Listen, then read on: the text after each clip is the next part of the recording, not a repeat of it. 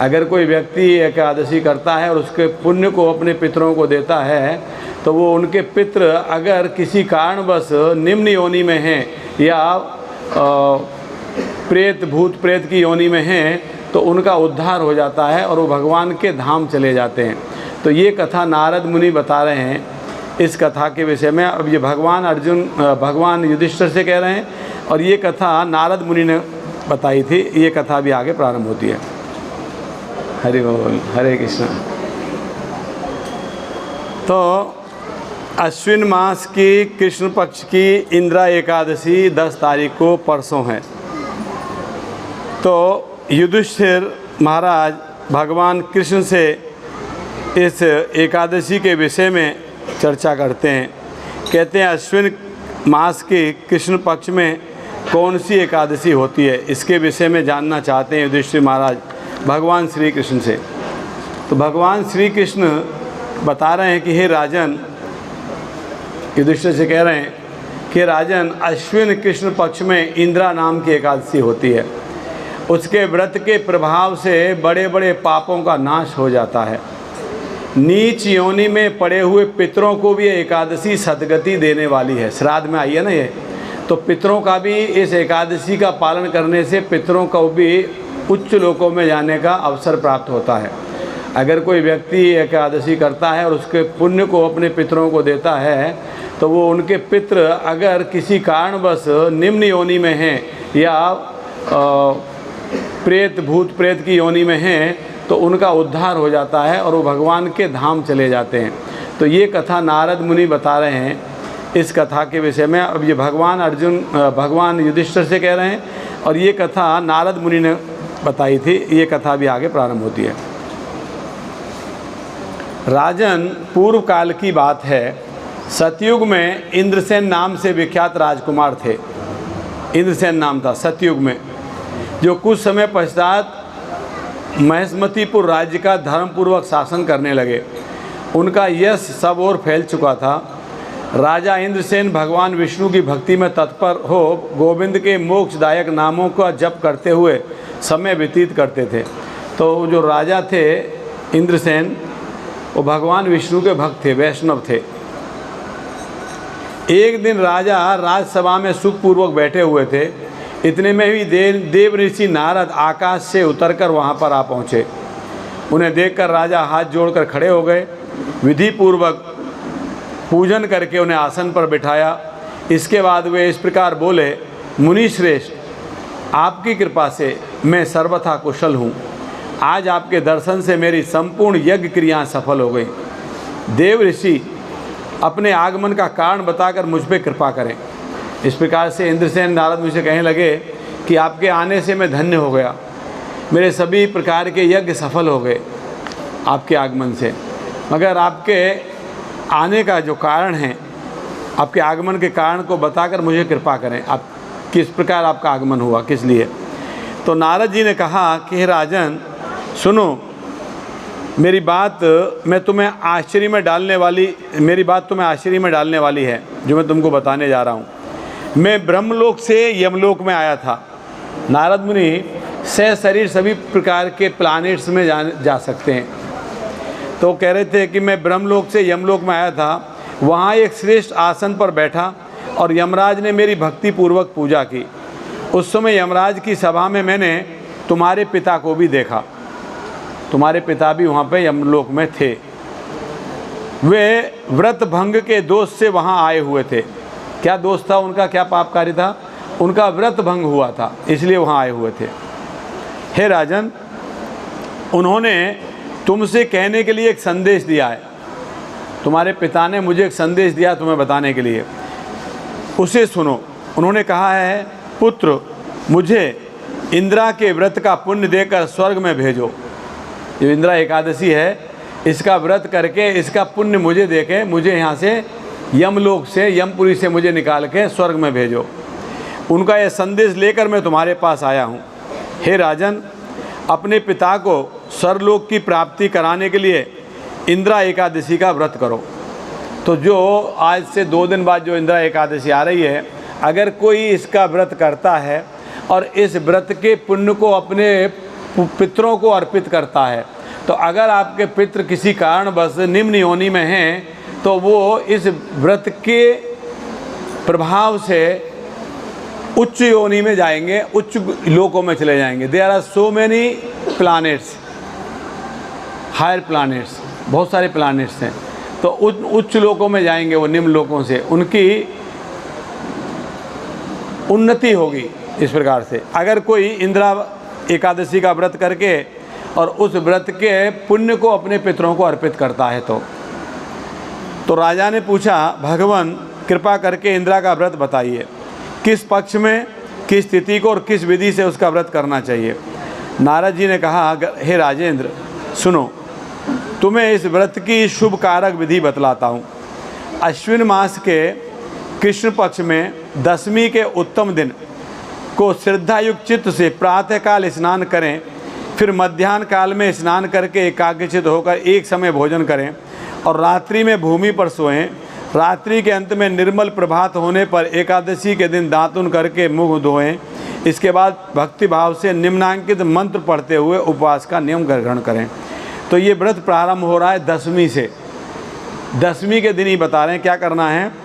कृष्ण पक्ष की दशमी के उत्तम दिन श्रद्धापूर्वक चित्त से प्रातःकाल स्नान करें। दशमी यानी कल स्नान करें, फिर मध्याह्न में एकाग्रचित्त होकर एक समय भोजन करें। दशमी को एक समय भोजन करें, साधारण भोजन जो करते हैं, जो रेगुलर भोजन है वही। हाँ, और रात्रि में भूमि पर सोएं। दशमी की रात को, एकादशी की पहली रात को भूमि पर सोएं। रात्रि के अंत में ब्रह्म मुहूर्त में जब निर्मल प्रभात होने पर, जब एकादशी जब से शुरू होगी, एकादशी के दिन दातुन करके मुंह धोएं। इसके बाद भक्ति भाव से निम्नलिखित मंत्र पढ़ते हुए उपवास के नियम को ग्रहण करें। ये पद्म पुराण का एक मंत्र है यहाँ पे। अद्य स्थित्वा निराहार सर्वभोग विवर्जितः शो भोक्षे पुंडरीकाक्ष शरणम में भवच्युतः। ये मंत्र है। इस मंत्र का उच्चारण करके हम संकल्प लें कि हम एकादशी का व्रत कर रहे हैं। पुंडरीकाक्ष है, भगवान का एक नाम पुंडरीकाक्ष है। अद्य स्थित्वा निराहार बिना आहार के मैं व्रत करने का प्रतिज्ञा ले रहा हूँ, पालन करने का मैं संकल्प ले रहा हूँ। इसका अर्थ है, हे कमल नयन भगवान नारायण, आज मैं सब भोगों से अलग हो निराहार रहकर कल भोजन करूँगा। आज मैं कोई भोजन नहीं करूँगा, सभी प्रकार के भोगों से निराहार रहूँगा। न सिर्फ भोजन, अन्य अदर सेंस ग्रेटिफिकेशंस, और भी अपनी जो भोग वृत्तियाँ हैं, जो हमारी इंद्रिय तृप्ति के जो हमारे जो भी कार्य हैं, उन सब से अपने आप को वंचित रखना है। हे अच्युत, आप मुझे शरण दें। अच्युत मतलब भगवान का एक नाम अच्युत है, जो चेत नहीं होते, जो क्षय नहीं होते, जो पतन नहीं होता, जो क्षीण नहीं होते, जो अपने स्तर से नीचे नहीं आते, उनको अच्युत कहा गया है भगवान को। भगवान चोरी भी करते हैं तो उनके स्तर से नीचे, तभी भगवान को महान ही माना जाता है। भगवान कोई भी कार्य करते हैं वो महान होता है, तो उनको अच्युत कहा गया। तो हे भगवान, हे पुंडरीकाक्षाय, मुझे अपने शरण में ले लीजिए। मैं निराहार रहकर भक्ति भाव से इस एकादशी व्रत का पालन करने का संकल्प ले रहा हूँ, ऐसा बोल के इस प्रकार नियम करके मध्याह्न काल में पितरों की प्रसन्नता के लिए शालिग्राम शिला के सम्मुख विधि पूर्वक श्राद्ध करना चाहिए। घर में अगर शालिग्राम शिला है या तो विष्णु भगवान का फोटो है तो उसके सामने आपको श्राद्ध करना चाहिए, तर्पण करना चाहिए। और दक्षिणा से ब्राह्मणों का सत्कार करके उन्हें भोजन कराना चाहिए। ब्राह्मण को भोजन कराना चाहिए और उनको दक्षिणा भी देना चाहिए, जितना हो सके। आपको 1 रुपये भी दे सकते हैं, ऐसा नहीं है कि आपको बहुत ज़्यादा धन देना चाहिए। जो आपसे बन पाए वो अपनी श्रद्धा से और अपने सामर्थ्य से ब्राह्मणों को भोजन कराना चाहिए और उनको दक्षिणा देना चाहिए। पितरों को दिए हुए अन्न में पिंड को सूंघकर विद्वान पुरुष गाय को खिला दें और एक पिंड दान करना चाहिए उस दिन। और उस पिंड को, अन्न से बना हुए पिंड को सूंघने के बाद में और फिर गाय को खिला देना चाहिए। फिर धूप गंध आदि से भगवान ऋषिकेश का पूजन करके, फिर विष्णु भगवान का ऋषिकेश, भगवान का एक नाम है ऋषिकेश। ऋषिकेश का मतलब क्या है, कोई बताएगा? ऋषिकेश का मतलब क्या है? हाँ, इंद्रियों के स्वामी। ऋषि मतलब इंद्रियां, सेंसेस, इंद्रियों के स्वामी ऋषिकेश। तो उन ऋषिकेश के सामने धूप दीप गंध अर्पित करके उनका पूजन करना चाहिए। तत्पश्चात रात्रि में उनके समीप जागरण करना चाहिए। एकादशी की रात को जागरण करना चाहिए, कीर्तन करना चाहिए भगवान के समीप। भगवान का यहाँ विग्रह स्थापित किया है, उसके समीप बैठ के रात को कीर्तन करना चाहिए। तत्पश्चात सवेरा होने पर द्वादशी के दिन पुनः भक्तिपूर्वक श्री हरि की पूजा करनी चाहिए। अगले दिन फिर जब दिन निकल आएगा, द्वादशी हो जाएगी, नहा धो के फिर वापस भगवान की वापस पूजा करनी चाहिए। उसके बाद ब्राह्मणों को भोजन कराकर वापस द्वादशी के दिन फिर ब्राह्मणों को भोजन कराना है। भाई बंधु नाती पुत्र आदि के साथ स्वयं मौन होकर भोजन करना है। ब्राह्मण भोजन कराने के बाद स्वयं अपने सभी सगे संबंधियों के साथ मौन होकर बिना बोलते हुए, बोलना नहीं है, और फिर भोजन करना है। इससे तुम्हारे पितृ भगवान विष्णु के बैकुंठ धाम में चले जाएंगे। बस इतना था process. Is it very difficult? No, it is not difficult. क्या करना है? दसवीं के दिन स्नान करके एक बार मध्याह्न में भोजन करना है, और दसवीं के दिन रात को ज़मीन पर सोना है। एकादशी के दिन सुबह उठ के उस मंत्र का, मैं ग्रुप में डाल दूंगा मंत्र, आपको फ़ोटो खींच के, इस मंत्र का बोल के संकल्प लेके व्रत शुरू करना है। और दिन में शालिग्राम या तो विष्णु विग्रह के समय आपको उनका पूजन करना है, ब्राह्मणों को भोजन कराना है, एक पिंड दान करना है, उस पिंड को सूंघने के बाद में गाय को अर्पित करना है। फिर उसके बाद में उस दिन आपको निराहार रह के रात्रि में भगवान के समक्ष आपको कीर्तन करना है, जागरण करना है। और द्वादशी के दिन सुबह उठ के वापस फिर नहा के स्नान करके फिर भगवान विष्णु के समक्ष आपको धूप दीप नैवेद्य से उनकी पूजन करना है। साधारण, बहुत ज़्यादा कोई ज़्यादा ये नहीं है। धूप दिखाना है, दीपक दिखाना है, और जो फूल पुष्प है वो सब भगवान को दिखा के अर्पित करने चढ़ाने हैं।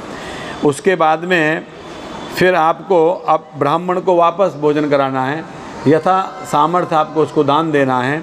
उसके बाद अपने कुटुंब के साथ मौन होके व्रत मौन रख के बिना बोलते हुए भोजन करना है।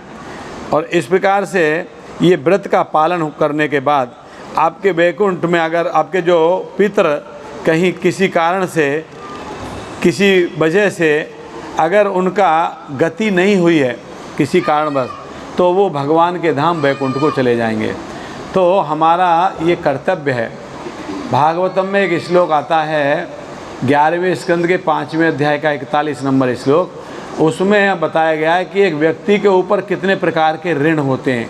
ऋण, हाँ, तो देव ऋण होता है, देवताओं का ऋण होता है, क्योंकि देवता हमें हमारा पालन करते हैं, हमको मेंटेन करते हैं। एक्चुअली मेंटेनर तो विष्णु है, भगवान विष्णु हमारा मेंटेन करते हैं, but demigods is the representative of the Vishnu.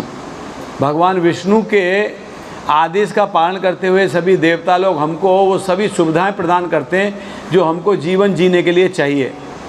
तो देवताओं का हमारे ऊपर ऋण होता है, इसलिए हम जब यज्ञ करते हैं, यज्ञ में देवताओं को आहुति देकर उनको प्रसन्न करते हैं, तो देव ऋण कहा जाता है इसको। देवताओं का ऋण हमारे ऊपर रहता है। अगर कोई यज्ञ में आहुति नहीं करता है तो देवताओं का ऋण ही रह जाता है, उसके ऊपर कर्जा रह जाता है देवताओं का। पितृ ऋण होता है। पितृ ऋण क्या होता है? पितृ हमारे लिए उन परंपराओं को संजो के रखते हैं जो पीढ़ी दर पीढ़ी हमारे काम आने वाली चीज़ें, वो पितरों ने संजो कर रखा हुआ है। जैसे आप देखते हो आज के समय में जब समाज में कोई धार्मिक कार्य होता है, कोई विवाह होता है, कोई ऐसा कोई कार्य होता है, तो पर्टिकुलर कुछ माताएं होती हैं, वृद्ध माताएं, जो उस प्रसंग से संबंधित कुछ भजन गाती हैं, कुछ गीत गाती हैं। देखा अपने गांव में शादी होगी या कुछ कोई भी ऐसा कार्य होगा तो कुछ वृद्ध औरतें आएंगी, कुछ गाएंगी, उनसे हम सीखेंगे, फिर हम गाएंगे। उनको पर्टिकुलर बुलाया जाता है। गांव में कुछ ही ऐसी महिलाएं होती हैं, उनको बुलाया जाता है, आज हमारे यहाँ आना, वो गीत गा देना। जैसे किसी बच्चे का जन्म होता है तो उनको बुलाया जाता है ना, गाने के लिए। तो ये हमारे लिए कौन सहेज कर रखा है अभी तक? पितृ। वो उनसे सीखे, वो उनसे सीखे, वो उनसे सीखे, आज तक चला रहा है। तो उनका हमारे ऊपर ये ऋण है, ये ऋण है हमारे ऊपर। तो पितृ ऋण होता है। फिर माता पिता का ऋण होता है। माता पिता हमें बड़ा करते हैं, हमारा लालन पालन करते हैं, उनका ऋण हमारे ऊपर होता है। फिर हमारे सगे संबंधियों का हमारे ऊपर ऋण होता है। समाज का, साधारण व्यक्तियों का ऋण होता है। इस प्रकृति का हमारे ऊपर ऋण होता है। यहाँ तक कि पशु पक्षियों का भी हमारे ऊपर ऋण होता है। कोई बोलेगा पशु पक्षियों का हमारे ऊपर क्या ऋण होगा? जब आप देखते हो, अभी तो आप लोग शहर में रहते हो, है ना, जो लोग गांव में रहते हैं उनको पता होगा। जो गांव में रह के भोर में उठते हैं, गांव में जल्दी भोर में उठ जाते हैं, सुबह उठ जाते हैं, यहीं 8 बजे तक उठते हैं खाली, है ना जब भी इसलिए उठते हैं कि उनको ड्यूटी जाना है, नहीं तो उठे ही नहीं। अगर उनको लंच नहीं बनाना हो, टिफ़िन नहीं बनाना हो तो उठे ही नहीं, है कि नहीं। तो गांव में भोर में उठते हैं। तो जब भोर में उठते हो तो आप देखते हो चिड़ियाँ पेड़ों के ऊपर आवाज़ करना शुरू कर, ची ची ची ची ची ची ची, और बहुत मधुर आवाज़ करती हैं। कई बार तो ऐसे लगता है कि यहाँ से आगे ही नहीं जाऊँ, यहीं रुक जाऊँ, रास्ते में जब जा रहे होते हो। तो वो हमारे ऊपर ऋण है। वो व्यक्ति को एक प्रकार का आनंद प्राप्त होता है उनसे, पक्षियों से, वो भी एक हमारे ऊपर ऋण है। तो इसको, ये भी ऋण है। तो प्रकृति का हमारे ऊपर अनेक प्रकार से ऋण है।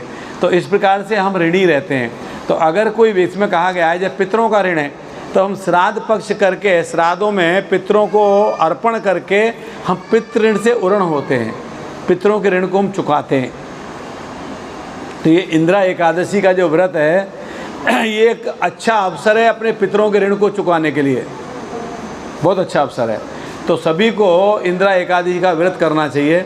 इसको 8 साल से लेके 80 साल तक के व्यक्ति कर सकते हैं। 80 साल के बाद में व्यक्ति का फिर हेल्थ अलाउ नहीं करता, और 8 साल के पहले बच्चे को भी अलाउ नहीं करेगा, क्योंकि वो उनसे रह नहीं पाएंगे। तो 8 साल से लेकर 80 साल के बीच के लोग इसको कर सकते हैं, और इस नियम के पालन के आगे बताएंगे। तो इस प्रकार से इस व्रत को करना चाहिए। तो ये हमारे ऊपर ऋण रहते हैं। तो पितरों के ऋण से मुक्त होने के लिए हमें श्राद्ध करना चाहिए। ऐसे तो कहा गया है अगर कोई मुकुंद का भक्त है, भगवान का, कृष्ण का कोई भक्त है, तो उसको किसी प्रकार का ऋण बचता ही नहीं है। अगर कोई भगवान का भक्त है, भगवान की भक्ति कर रहा है, तो उसके ऊपर कोई ऋण नहीं रहता फिर भक्ति करने से। उदाहरण दिया गया था भागवतम में एक वृक्ष का।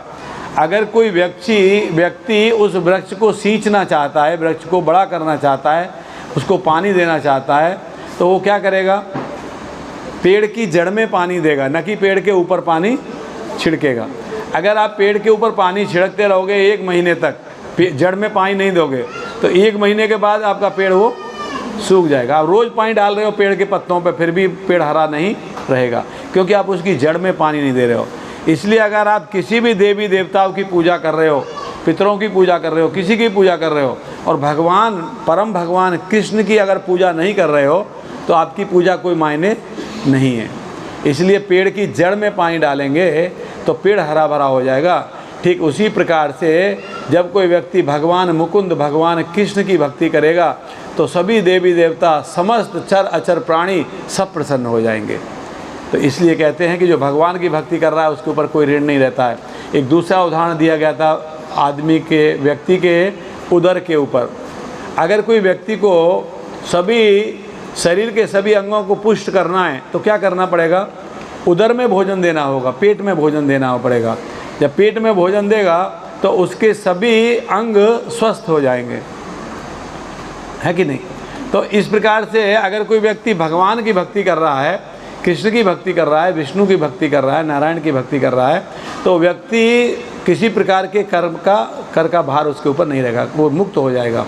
मगर क्योंकि वैष्णव कोई ऐसा कार्य नहीं करते, भगवान कृष्ण ने गीता में कहा है कि अगर जो समाज के व्यक्ति जो आचरण करते हैं, बाकी लोग उन्हीं को फॉलो करते हैं, उन्हीं के अनुसार कार्य करते हैं। इसलिए कृष्ण भक्त को इन सभी प्रकार के कार्यों को त्यागना नहीं चाहिए, नहीं तो दूसरे लोग भी इसको त्याग देंगे देखा देखी। इसीलिए जो हमारे आचार्य हैं, जो वैष्णव हैं, जो हमारे स्वयं भगवान श्री चैतन्य महाप्रभु जब गया में गए थे, उन्होंने पिंडदान किया था गया में, जो स्वयं भगवान है और बहुत एक भक्त, उच्च कोटि के भक्त का यहाँ पे भाव प्रकट कर रहे हैं भगवान। उन्होंने भी पिंडदान किया था, इसलिए किया था कि इसको कोई व्यक्ति अवॉइड ना करे, छोड़ नहीं दे।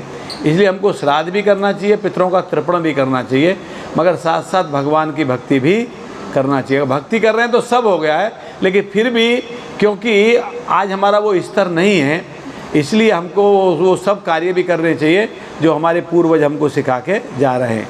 तो पितरों का तर्पण करना चाहिए। तो जो इंदिरा एकादशी है परसों, इसमें अगर कोई व्यक्ति भगवान कृष्ण के लिए इंदिरा एकादशी का व्रत करेगा तो निश्चित रूप से वो व्यक्ति उसके पुरखों को, उनके पितरों को, अगर वो अधोगति में कहीं रुके हुए हैं तो भगवान के धाम भेजने का कार्य कर सकता है। इस प्रकार से इसका बहुत महत्व है। और आगे भगवान कृष्ण कहते हैं, राजन, राजा इंद्रसेन से ऐसा कहकर देवऋषि नारद अंतर्ध्यान हो गए। राजा ने उनकी बताई हुई विधि से अंतःपुर की रानियों, पुत्रों, भृत्यों सहित उस उत्तम व्रत का अनुष्ठान किया। हे कुंती नंदन, व्रत पूर्ण होने पर आकाश से फूलों की वर्षा होने लगी। इंद्रसेन के पिता गरुड़ पर आरूढ़ होकर विष्णु के धाम चले गए। यमलोक से विष्णु के धाम चले गए उनके पिता। और राजऋषि इंद्रसेन भी अकंटक राज्य का उपभोग करके अपने पुत्र को राज्य का भार सौंपकर स्वयं स्वर्गलोक को गए। तो कुछ समय के पश्चात राजा इंद्रसेन, जब उनका पुत्र बड़ा हो गया, उसको जिम्मेदारी देके, राज्य की जिम्मेदारी देके, और खुद भी स्वर्ग को प्राप्त किए इस व्रत के प्रभाव से। इस प्रकार मैंने तुम्हें इंदिरा एकादशी के व्रत के महात्म्य का वर्णन किया है। इसको पढ़ने सुनने से मनुष्य सब पापों से मुक्त हो जाता है। अगर इस इंदिरा व्रत को कोई पढ़ता है या सुनता है, सभी लोग ध्यान से सुन रहे हो, तो वो व्यक्ति समस्त प्रकार के पापों से मुक्त हो जाता है। सुनने मात्र से व्यक्ति पापों से मुक्त हो जाता है।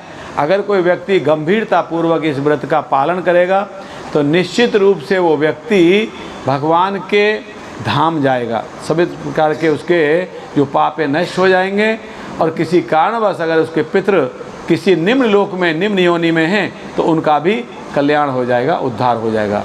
तो एक व्यक्ति का ये कर्तव्य है, पितृ के ऋण से मुक्त होने के लिए हमको इस इंदिरा एकादशी के व्रत को करना चाहिए। कितने लोग परसों व्रत करने जा रहे हैं इंदिरा एकादशी का व्रत? बाकी लोगों के पितृ रहेंगे, चलेगा? तो आप भी वहीं रहोगे, फिर सोच लेना। आपके भी बच्चे नहीं करेंगे, फिर आप नहीं करोगे तो आपके बच्चे भी नहीं करेंगे। सबको करना है। कोई हार्ड है क्या? कोई हार्ड नहीं है। अब इस व्रत के पालन के नियमों के विषय में थोड़ा चर्चा करेंगे। भक्ति विनोद ठाकुर जो हमारे आचार्य हैं, गुरु परंपरा में हैं, इधर से षड गोस्वामी का जो फोटो आप देख रहे हो, जहाँ 6 गोस्वामी खड़े हैं, उसके बाद में जगन्नाथ बाबा जी महाराज हैं जो वृद्ध अवस्था में है ज़्यादा। उनके बाजू में जो हैं वो भक्ति विनोद ठाकुर हैं। उनके बाजू में किशोरदास बाबा जी महाराज हैं, और उनके साइड पे भक्ति सिद्धांत सरस्वती ठाकुर हैं, और उनके साइड पे श्रील प्रभुपाद हैं, और उनके बाद में हमारे वर्तमान आचार्य हमारे गुरु महाराज हिज होलीनेस गोपाल कृष्ण गोस्वामी महाराज का फोटो है। तो यह गुरु परंपरा है। तो इसमें जो भक्ति विनोद ठाकुर हैं, षड गोस्वामी 6 गोस्वामी जो हैं, इनके बाद में जगन्नाथ बाबा जी महाराज हैं, उनकी जो शिष्य हैं भक्ति विनोद ठाकुर। वो भक्ति विनोद ठाकुर ने बताया है एकादशी जैसे उत्सव मनाने से क्या लाभ होता है। कहते वैष्णव अथवा अध्यात्मवादी उत्सवों को अपनी भक्ति बढ़ाने के लिए अथवा बिना किसी स्वार्थ के कृष्ण को प्रसन्न करने के लिए मनाते हैं। तो इन उत्सव का जो व्रत का करने का हमारा मकसद क्या होता है, उद्देश्य क्या होता है? अपनी आध्यात्मिक उन्नति के लिए पहला, या दूसरा क्या है? दूसरा है कि या तो आध्यात्मिक उन्नति के लिए, और या भगवान कृष्ण को प्रसन्न करने के लिए। और इसके लिए अब हमारा तीसरा कोई उद्देश्य नहीं होना चाहिए। व्रत करके हमको भगवान से वर प्राप्त करके धन और ऐश्वर्य प्राप्त करने की इच्छा नहीं करनी चाहिए। जो व्यक्ति व्रत करके भगवान से धन ऐश्वर्य प्राप्त करने के लिए जो इच्छा करते हैं, वो एक्चुअली भक्ति नहीं है। भक्ति अहेतुकी होनी चाहिए। There is no desire, nothing, कुछ नहीं चाहिए भगवान से, मात्र भगवान की प्रसन्नता के लिए हम भक्ति कर रहे हैं। अगर हमारी डिज़ायर्स हैं, हमारी इच्छाएं, हमारे काम हैं, तो वो भक्ति नहीं है। दैट इज़ अ बिजनेस, वो एक व्यापार है। मैं आपको नारियल चढ़ा रहा हूँ, आप मुझे गाड़ी दे दो, बस ख़त्म बात। अब गाड़ी दोगे तो नारियल अगली बार लेके आऊँगा, नहीं तो नहीं, ख़त्म बात। ये भक्ति नहीं है। तो भगवान की प्रसन्नता के लिए या तो अपनी अध्यात्म उन्नति के लिए हमको उत्सव और व्रतों का पालन करना चाहिए। वहीं स्मार्त ने शारीरिक और मानसिक कल्याण के लिए अथवा नैतिक, आर्थिक और यौन इच्छाओं की संतुष्टि के लिए मनाते हैं। वैष्णव और स्मार्त, आप देखते हो एकादशी दो पड़ती हैं, एक दिन पहले एक एकादशी होती है कोई काल निर्णय के अनुसार, उसको कहते हैं स्मार्त। स्मार्त जो वैष्णव नहीं है, विष्णु के भक्त नहीं है, जय जगन्नाथ बलभद्र सुभद्रा महारानी की जय, जो वैष्णव नहीं है वो इस दिन मनाते हैं। तो वो क्या करते हैं, वो शारीरिक और मानसिक कल्याण के लिए उनकी इच्छाएं होती हैं एकादशी व्रत के प्रति, या नैतिक, आर्थिक या यौन इच्छाओं की संतुष्टि के लिए करते हैं। प्रथम दृष्टया समानताओं को न देखा जाए तो वैष्णव और स्मार्तों के उत्सव मनाने के पीछे उद्देश्यों में बड़ी असमानता है। देखने से लगता है दोनों एकादशी मना रहे हैं, मगर वैष्णव एकादशी मनाते हैं भगवान की प्रसन्नता के लिए या तो आध्यात्मिक उन्नति के लिए, और स्मार्त जो एकादशी व्रत का पालन करते हैं वो उसके पीछे कोई उनकी डिज़ायर्स होती है, कोई इच्छा होती है, इसलिए वो एकादशी का पालन करते हैं। मायावादियों के लिए एकादशी व्रत पालन पाप नष्ट करने के लिए है, वही भक्तों के लिए एकादशी व्रत का पालन भगवान श्री हरि के प्रति भक्ति बढ़ाने के लिए है। भगवान को भोग अर्पित करने में किसी प्रकार का निषेध नहीं है। एकादशी के दिन भी आप भगवान को भोग लगा सकते हो, फूल अन्न प्रसाद, मगर उसको आप न पाके किसी को दे सकते हो। वो प्रसाद को किसी को, जो एकादशी नहीं किया उसको दे सकते हो। चैतन्य महाप्रभु ने एकादशी के दिन इन दोनों के घरों से भोजन की भिक्षा मांगी थी, स्वयं खाया था। चैतन्य चरितामृत में एक वर्णन आता है, चैतन्य चरितामृत के आदि लीला के 10वें अध्याय के 71 नंबर प्यार में ये बताया है। इस श्लोक के तात्पर्य में श्री प्रभुपाद कहते हैं, एकादशी के दिन उपवास रखने का विधान विशेष रूप से भक्तों के लिए है, किंतु भगवान को भोग लगाने वाले भोजन के संबंध में कोई प्रतिबंध नहीं है। श्री चैतन्य महाप्रभु ने विष्णु तत्व के रूप में भावावेश में भगवान विष्णु का नैवेद्य ग्रहण किया। महाप्रभु ने बीमार होने के बहाने एकादशी के दिन हिरण्य और जगदीश के घर से कुछ भोजन मांगा था। ये चैतन्य चरितामृत में इसका वर्णन आता है। इस श्लोक के तात्पर्य में श्री प्रभुपाद कहते हैं, चैतन्य भागवत आदि खंड के 6ठे अध्याय में एकादशी के दिन जगदीश और हिरण्य के घर विष्णु प्रसाद ग्रहण करने की घटना का पूरा विवरण दिया गया है। चैतन्य महाप्रभु ने कहा था, मैं बीमार हूँ, आप जाइए जगदीश और हिरण्य के घर पर भगवान विष्णु के लिए अनेक प्रकार के व्यंजन बनाए गए हैं, तो उनके यहाँ से मुझे विष्णु का प्रसाद लेके आइए। तो उनके पिताजी जगन्नाथ मिश्र वहाँ जाके प्रसाद लेने गए थे। तब वो लोग इस वृत्तांत को सुन के चकित हो गए थे कि 2 किलोमीटर दूर पे हिरण्य और जगदीश के घर पे विष्णु भगवान का प्रसाद बन रहा है। ये चैतन्य महाप्रभु को पता था, जो छोटे बालक थे, तो वो अवाक रह गए कि उनको कैसे पता लगा कि हमारे घर पे विष्णु का प्रसाद बन रहा है। इस प्रकार से भगवान का आविर्भाव दिवस एकादशी, कुछ द्वादशियाँ हरिवासर कहलाती हैं। इस दिन हरि के भक्त समस्त प्रकार की गतिविधियों से दूर रहते हैं और व्रत करते हुए केवल भगवान हरि को प्रसन्न करना चाहते हैं। परंतु चूँकि चैतन्य महाप्रभु स्वयं भगवान थे, अतः उन्होंने इस प्रकार की लीलाओं का प्रदर्शन नहीं किया, जैसे हरिवासर का व्रत करना, जो कि भक्तों द्वारा पालन किया जाता है, बल्कि उन्होंने सभी ही भोगों को स्वीकार किया जो उन्हें अर्पित किए गए थे। एकादशी के संदर्भ में अन्न के क्या मायने हैं, अन्न क्यों नहीं खाना चाहिए? श्री प्रभुपाद ने अनाज और दालों को एकादशी के दिन खाने के लिए वर्जित बताया है। पकाने के लिए हम मसालों का प्रयोग कर सकते हैं, परंतु सरसों के दानों का प्रयोग नहीं करना चाहिए, क्योंकि हींग में भी अन्न होता है, अतः उसका प्रयोग भी नहीं करना चाहिए। एकादशी के दिन सरसों का दाना में फ्राई नहीं करना चाहिए, हींग भी नहीं डालना चाहिए, क्योंकि हींग में भी अन्न का प्रयोग किया जाता है। एकादशी के दिन तिलों का भी वर्जित है, मगर 60 तिला एकादशी के दिन उनको भोग लगाकर खा सकते हैं। 60 तिला एकादशी एक ही दिन, साल में एक ही दिन। ऐसी किसी भी खाद्य वस्तु का प्रयोग में नहीं लाना चाहिए जिसमें अन्न मिश्रित होने की संभावना हो। जैसे कि घी जिसमें पूरियां तली हों, या वे मसाले जो चपाती बनाते समय छुए गए हों। अगर आप रोटी अन्न का कुछ आटे का कोई कार्य कर रहे हो, फिर उन मसाले से भी उसी हाथ से मसाला यूज़ कर रहे हो, तो उसमें भी अन्न के कण जा सकते हैं। तो आपको मसाला भी एकादशी के दिन के अलग ही डिब्बी रखनी चाहिए। आप करते हैं आटा गूँथते गूँथते दाल में कुछ डाल दिया तो आटा उसमें चला जाएगा, ऐसा। दूसरा, कभी कभी हम घी में पूड़ी तल लेते हैं, फिर उस घी को रख देते हैं, बच गया है, तो एकादशी के दिन उसमें सब्जी बना नहीं सकते क्योंकि उसमें पूड़ी तला है, तो अन्न उसमें चला गया है। तो बहुत सावधानी करना चाहिए। यदि मंदिर में समस्त विग्रहों के लिए एक ही थाल हो, तो जैसे भगवान के विग्रह हैं यहाँ पे, यदि मंदिर में समस्त विग्रहों की एक ही थाल हो, तो मुख्य विग्रह श्री कृष्ण जगन्नाथ भगवान के हों, तो सामान्य दिनों की तरह उन्हें अन्न का ही भोग लगाना चाहिए। यदि मुख्य विग्रह गौर निताई के हों, तो उन्हें अन्न के बिना अन्य एकादशी व्यंजनों का भोग लगाना चाहिए। गौर निताई और गुरु परंपरा को एकादशी का प्रसाद, एकादशी का भोग लगाना चाहिए, एकादशी अनाज का, एकादशी के उसका।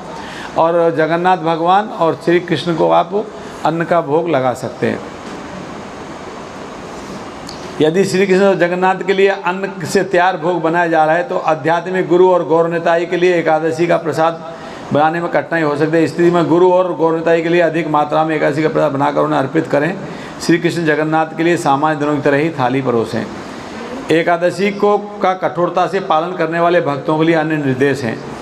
एकादशी का कठोरता से पालन करने वाले भक्त को काली मिर्च, व्रत का नमक और जीरे के अलावा सभी प्रकार के मसालों से बचना चाहिए। एकादशी में सिर्फ काली मिर्च और व्रत का नमक, फलारी नमक जिसको बोलते हैं, और जीरा, बस, इसके अलावा और कुछ भी नहीं डालना चाहिए। कुछ सब्जियां भी वर्जित हैं, जिसमें टमाटर भी वर्जित है। गोभी, बैंगन, पत्तेदार सब्जियां भी त्यागना चाहिए। मगर यहाँ पे एक चीज़ लिखा है, मंदिरों को निषेधों का पालन नहीं करना चाहिए, क्योंकि प्रभुपाद ने कभी भी इसकी अनुशंसा नहीं की है। मगर प्रभुपाद ने इतना डिटेल में नहीं गए थे। हमारे जो गुरु हैं प्रभुपाद जी, उन्होंने इतना डिटेल में नहीं गए थे। कोई कर सकता है तो अच्छी बात है, मगर कोई ज़्यादा बाध्य नहीं किया गया है। क्योंकि जब प्रभुपाद जी ने प्रचार किया था, तो उन्होंने यूएस में प्रचार किया था, पहले विदेश में, और विदेश के लोगों को ज़्यादा नियंत्रित उन्होंने करने का प्रयास नहीं किया था, क्योंकि धीरे धीरे किसी चीज़ को व्यक्ति को अडॉप्ट करने में ईजी रहता है। तो इसलिए उन्होंने ये सब चीज़ को वर्जित नहीं किया था वहाँ पर। मंदिरों को निषेधों का पालन नहीं करना है, क्योंकि श्री प्रभुपाद ने कभी भी इसकी अनुशंसा नहीं की है। भक्त चाहे तो प्रसाद पकाने का प्रबंध करके कच्चे खाद्य फल जैसे फल आदि खाकर अथवा पूरी तरह व्रत रखकर निजी रूप से निषेधों का पालन कर सकता है। इन प्रबंधों का मंदिर के भोग पकाने कार्यक्रम में कोई हस्तक्षेप नहीं होना चाहिए। भगवान श्री चैतन्य महाप्रभु की एकादशी संबंधी लीलाएं। एक दिन भगवान गौरहरि गुड़ीचा मंदिर से भगवान जगन्नाथ वल्लभ बाग में गए और पुष्पों के बीच में बैठ गए। उन्होंने वहाँ दिन रात निरंतर भगवान नाम के कीर्तन करते हुए एकादशी का उत्सव मनाया। उनके साथ स्वरूप दामोदर, रामानंद राय, वक्रेश्वर पंडित, पुरुषोत्तम क्षेत्रपुरी के अन्य वैष्णव भी उनके साथ में शामिल थे। महाप्रभु बोले, आज आप सभी को प्रसाद सेवन करने और सोने से बचना चाहिए। निरंतर भगवान के पवित्र नामों का कीर्तन करना चाहिए। आप में से कुछ को जप करना चाहिए, कुछ को मंदिर की दंडवत परिक्रमा करनी चाहिए। दंडवत परिक्रमा मतलब लेट के मंदिर की परिक्रमा करना। देखते हो आप गोवर्धन में लोग दंडवत परिक्रमा करते हैं, लेट के ऐसे लेट जाएंगे, फिर लाइन खींचेंगे, फिर लाइन पर खड़े होंगे, फिर लेट जाएंगे, फिर लाइन खींचेंगे, ऐसे गोवर्धन की परिक्रमा करते हैं, दंडवत परिक्रमा कहते हैं। कुछ भक्तों को कीर्तन करना चाहिए, कुछ भक्तों को दंडवत परिक्रमा करना चाहिए, और कुछ भक्तों को भगवान कृष्ण और बलराम की लीलाओं की चर्चा करनी चाहिए। भगवान महाप्रभु के निर्देश को सुनने के बाद सभी आध्यात्मिक रूप से उत्साहित हो गए और स्वयं को विभिन्न गतिविधियों में गोविंदा गोविंदा कहते हुए जप करके व्यस्त कर लिया और सभी प्रेम में मादकता का अनुभव करने लगे। अचानक श्री गोपीनाथ और सार्वभौम भट्टाचार्य गुड़ीचा मंदिर से जगन्नाथ भगवान का महाप्रसाद लेकर वहां पहुंचे। उन्होंने महाप्रसाद के चावल, विभिन्न सब्जियां, पीठा, पान, मीठे चावल, दही, मीठा दही महाप्रभु के सामने परोस दिए। महाप्रभु के निवेदन पर सभी भक्तों ने महाप्रसाद को प्रणाम किया और अपना जप अर्धरात्रि में भी पूरा उन्माद और भौतिक इच्छाओं से रहित होकर जारी रखा। तो भक्तों ने वो प्रसाद नहीं लिया, प्रसाद को प्रणाम किया और अपने कीर्तन में लगे रहे। अगली सुबह जल्दी भक्तों ने गौर हरि की आज्ञा ली, स्नान करने चले गए। जब लौटे तो उन्होंने बैठकर आदरपूर्वक महाप्रसाद का सेवन किया और अपना एकादशी व्रत तोड़ा। उन्हें अवर्णीय आनंद का अनुभव हुआ। उन्होंने धरती पर दंडवत करके महाप्रभु को प्रणाम किया और उनसे विनम्र जिज्ञासा की। अब वो पूछ रहे हैं भक्त महाप्रभु से, कह रहे हैं श्री हरिवासर यानी एकादशी के दिन सबसे अधिक महत्वपूर्ण व्रत माना जाता है। एकादशी का व्रत सबसे महत्वपूर्ण माना जाता है। इसका पालन पूरा निराहार रहकर रात्रि में जागरण करके किया जाता है। हम यह भी जानते हैं कि भगवान जगन्नाथ का महाप्रसाद पुरुषोत्तम क्षेत्र में सभी समय सेवन किया जाता है, सभी समय सेवन किया जाना चाहिए। महाप्रसाद का सम्मान इसे प्राप्त होने पर तुरंत सेवन करके किया जाना चाहिए। प्रसाद मिला है तो उसको पाना चाहिए। अतः हम स्वयं को धर्म संकट में पाते हैं। भक्त पूछ रहे हैं चैतन्य महाप्रभु से क्या करना चाहिए, किस प्रकार एकादशी के दिन महाप्रसाद का सेवन किया जाए, इस विषय में कृपया हमें शास्त्रों का निर्णय बताइए, शास्त्र क्या कहते हैं, ताकि हम परम निष्ठावान वैष्णव जैसे भगवान शिव ब्रह्मा भी संतुष्ट हो जाएं। हमारी चिंताओं को दूर करेगा, हमारी चिंताओं को दूर करिए। तो उन्होंने का प्रश्न क्या था कि जब भगवान जगन्नाथ जी का प्रसाद हमें मिले हमें तुरंत उसको स्वीकार करना चाहिए। मगर भक्तों का ये कहना है कि अगर हम एकादशी व्रत कर रहे हैं, भगवान जगन्नाथ जी का चावल आ गया है तो क्या करें। तो चैतन्य महाप्रभु बता रहे हैं एकादशी के दिन पूर्ण रूप से निराहार न रहकर आप अपने आध्यात्मिक जीवन को संकट में डाल सकते हैं। एकादशी के दिन प्रसाद का सम्मान उन्हें प्रणाम करके उसे अगले दिन सेवन करके किया जा सकता है। एकादशी को आपको प्रसाद मिला है जगन्नाथ जी का, उसको प्रणाम करके उसको रख लीजिए संभाल के, अगले दिन उसका सेवन करके उससे व्रत खोलिए। इस प्रकार से व्यक्ति सरलता से भवसागर को पार कर सकता है। अगले दिन वैसे भी व्रत पूर्ण हो जाता है। तो इस प्रकार से चैतन्य महाप्रभु ने बताया कि एकादशी के दिन किसी भी प्रकार से आपको अन्न का कण ग्रहण नहीं करना है। अगर इवन भगवान जगन्नाथ जी का प्रसाद भी है तो प्रसाद को प्रणाम करके रख लीजिए और अगले दिन उसको पाइए। फिर सभी वैष्णव व भगवान के प्रिय पार्षद एकादशी के दिन भगवान श्री कृष्ण के पवित्र नामों का आस्वादन करके ही आनंद उठाते हैं। एकादशी के दिन किसी भी वस्तु का स्वाद नहीं लेना चाहिए, न ही किसी भौतिक विषय पर चर्चा करनी चाहिए। सभी प्रकार के शारीरिक सुख को त्याग देना चाहिए एकादशी के दिन। एकादशी का मतलब ही है, एकादशी के दिन भी हम अनेक प्रकार के व्यंजन बनाते हैं शौक में, आज ये बनाएंगे वो बनाएंगे, नहीं। सुस्वादु भोजन के प्रति हमको आकर्षण नहीं रखना चाहिए एकादशी के दिन। ना ही एकादशी के दिन भौतिक वस्तुओं की चर्चाएं करनी चाहिए। एकादशी के दिन सिर्फ भगवान के विषय में चर्चा करना चाहिए, भगवान के नाम का कीर्तन। उपवास का मतलब ये, उप मतलब नज़दीक, वास मतलब रहना। भगवान के नज़दीक जाने को ही उपवास कहते हैं। उपवास के दिन फिर हम ऐसा नहीं आज उपवास है आज मैं सो जाता हूँ भूख नहीं लगेगी, नहीं, ऐसा नहीं करना चाहिए। भगवान की कथाओं का श्रवण करना चाहिए, भगवान की कथाओं की लीलाओं को पढ़ना चाहिए, भगवान की कथाओं की चर्चा करनी चाहिए, भगवान का कीर्तन करना चाहिए। यानी मैक्सिमम भगवान के पास जाने का प्रयास करना। उप मतलब पास, वास मतलब रहना, भगवान के समीप जाने का प्रयास करना चाहिए, इसको उपवास कहते हैं। एक वैष्णव का कर्तव्य है कि प्रतिदिन केवल प्रसाद का ही सेवन करे और भगवान श्री कृष्ण को अनर्पित अन्य किसी भोजन का त्याग करे। एकादशी के दिन उसे पूर्ण रूप से निराहार रहकर अगले दिन महाप्रसाद खाना चाहिए। यदि किसी कारण में कुछ खाना पड़ जाए तो केवल अनुकल्प अर्थात फल, कंदमूल, दूध, बिना फलियों दालों के ही लेना चाहिए। फल खा सकते हो अगर आपको कोई ऐसा प्रॉब्लम है, कुछ लोगों को शुगर हो सकता है, खाली पेट नहीं रह सकते, तो फल खा सकते हैं। दूध का कोई प्रोडक्ट है, मिल्क प्रोडक्ट, वो खा सकते हैं। दही खा सकते हैं, छाछ मतलब बिना नमक वाला छाछ खा सकते हैं और दूध पी सकते हैं। इस प्रकार से फल खा सकते हैं। यानी कंद मतलब जो अंदर पैदा होता है जड़ में, जैसे क्या होता है वो आलू है और अरबी है और वो क्या होता है पपीता नहीं, पपीता तो फल में आ गया, मैं जड़ की बता रहा हूँ, जड़ में जो रहता है। हाँ, गाजर तो वर्जित है, गाजर नहीं खाते, गाजर वर्जित है। वो शकरकंदी खा सकते हैं, है ना, इस प्रकार से। तो ऐसे अनेक बहुत सारे नियम हैं, एक एक एकादशी को एक एक चीज़ पर चर्चा करेंगे। तो आज आपने इंदिरा एकादशी के महात्म्य के विषय में सुना, श्राद्ध पक्ष में आती है, किस प्रकार इस एकादशी का व्रत करने से कोई व्यक्ति अपने पितरों को कहीं पे अगर रुके हुए हैं, अधम योनि में कहीं पे हैं, तो उनकी कल्याण के लिए उनका आप उद्धार कर सकते हो। तो इस इंदिरा एकादशी का व्रत करिए, और एकादशी सभी एकादशी का व्रत करिए। एकादशी का व्रत आपकी चेतना को भगवान के पास ले जाने में आपको सहायक होगा। एकादशी का व्रत का बहुत महत्व है, और 8 साल से लेकर 80 साल की उम्र तक एकादशी करना चाहिए। तो जो एकादशी नहीं कर रहे हैं उनको एकादशी करना चाहिए। कितने लोग एकादशी कर रहे हैं?